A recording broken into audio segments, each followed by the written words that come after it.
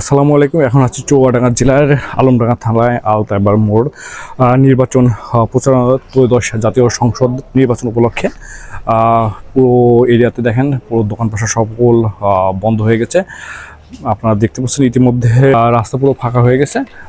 আসন্ন ত্রয়োদশ জাতীয় সংসদ নির্বাচন উপলক্ষে আসলে যেমনটা দেখছিলাম আর কি, খুবই এখন থমথমে পরিবেশ বিরাজ করছে। মোটামুটি সকল দোকান, হোটেল, রেস্তোরাঁ সবকিছু আসলে বন্ধ হয়ে গেছে প্রায়, আর অল্প কিছু দোকান এখনো খোলা আছে।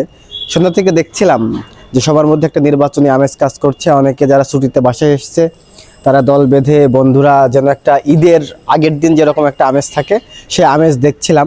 তবে রাত বাড়ার সাথে সাথেই মোটামুটি এখন তো প্রায় 10টা বাজে, এই টাইমে মোটামুটি আলমডাঙ্গার যে চিত্র থাকে হাই রোডের, এখন আর সেই চিত্রটা নেই। অন্যান্য দিনের চেয়ে স্বাভাবিক যে চিত্র তার থেকে ভিন্ন চিত্র এখন দেখছি।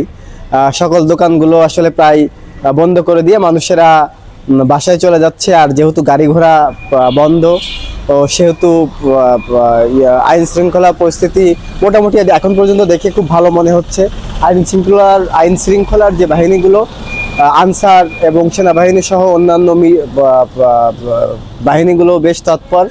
আমরা তাদের সরব অবস্থান দেখতে পাচ্ছি। আশা করি একটি সুন্দর, সুষ্ঠু এবং নিরপেক্ষ নির্বাচন হবে ইনশাআল্লাহ।